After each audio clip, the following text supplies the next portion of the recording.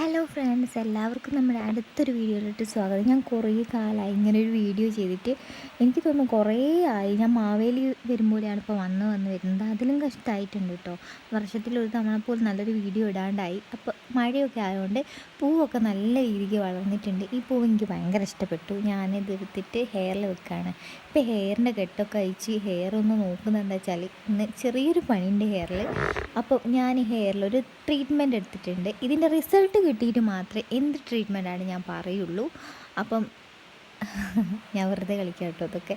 അപ്പം പിന്നെ എനിക്ക് തന്നെ ചിരി വരുന്നു കണ്ടിട്ട്. അപ്പോൾ എൻ്റെ മെയിൻ പ്രശ്നം എന്ന് പറയുന്നത് ഈ അറ്റത്തേക്ക് വരുമ്പോഴേക്കും പിന്നെ ഹെയറിൻ്റെ തിക്നെസ് കുറയാന്നുള്ളതാണ്. എല്ലാവർക്കും വരുന്ന പ്രശ്നം തന്നെയാണത്. പക്ഷെ ഇപ്പോൾ എനിക്ക് ഇല്ല, അങ്ങനെ കുറവാണ്. ഇപ്പോൾ ഹെയർ എടുക്കുന്ന കണ്ടറിയാം. പിന്നെ ഞാൻ എൻ്റെ മെയിൻ വേറൊരു പ്രശ്നം എന്ന് പറയുന്നത് ഞാൻ ഹെയർ കെട്ടുന്ന ഒരു രീതി. ഈ മുടിച്ചൂടൊക്കെ ഇട്ടിട്ട് എൻ്റെ ഹെയർ കഴുത്തിൻ്റെ പുറകു വശത്ത് നല്ല രീതിയിൽ ടാൻ അടിച്ചിട്ടുണ്ട്.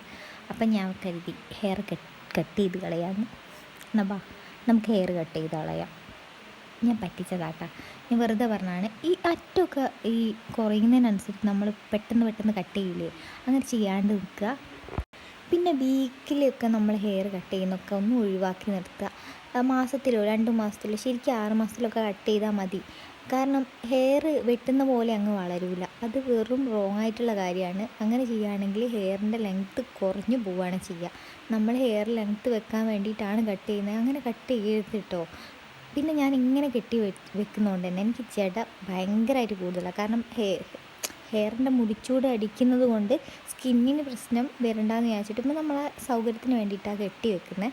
പക്ഷേ അത് കണ്ടില്ലേ, ഒരു മടക്ക് വീഴുന്നത്, അങ്ങനെ ഒരു മടക്ക് വീഴുന്നുണ്ട്. ഇപ്പോൾ ഹെയർ നല്ല രീതിക്ക് കോംബ് ചെയ്താൽ സെറ്റായിക്കോളും. പക്ഷേ അത് ജട കൂടുതലായിട്ട് വരാൻ വേണ്ടിയിട്ട് കുറച്ചുകൂടി ഒന്ന് ഹെൽപ്പ് ചെയ്യുന്നല്ല, ആ ഒരു കാരണമാവും കേട്ടോ.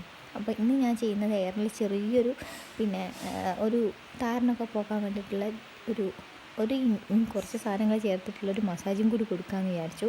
കത്രിക ഞാൻ വെറുതെ എടുത്താണ് കേട്ടോ. അതൊക്കെ മാറ്റി വെച്ച് കരിന്തുളസി ഫസ്റ്റ് തന്നെ എടുക്കാൻ പോവുകയാണ്. അപ്പോൾ ഇവനും ഹെയറിലൊക്കെ തേക്കാൻ വേണ്ടിയിട്ട് വരിക. അവന് നല്ല ഹെയർ ഉണ്ട് കേട്ടോ. എന്നിട്ടും കണ്ടില്ലേ. പിന്നെ കറ്റാർവാഴയാണ് എടുത്തത്. പിന്നെ ഈ ഒരു പപ്പായല്ലേ, പപ്പായ ഇതിൻ്റെ മുകളിൽ ഞാൻ കണ്ടു വെച്ചാണ്. ഇപ്പോൾ പഴുത്തിട്ടുണ്ട്. മഴക്കാലമൊക്കെ ഇല്ലേ, അപ്പോൾ ഒരു മാങ്ങയും കൂടി വീണിട്ടുണ്ട് കേട്ടോ.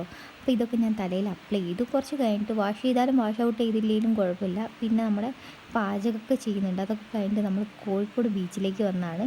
മുടിഞ്ഞ തിരക്കായിരുന്നു കേട്ടോ അവിടെ. പിന്നെ ഞങ്ങൾ കുറച്ച് നേരം അവിടെ നിന്ന് തിരിച്ചു വന്നു. ഞാൻ പറഞ്ഞ കാര്യം ഒന്നും മറക്കണ്ട, അതൊക്കെ ഒന്ന് ഫോളോ ചെയ്തു.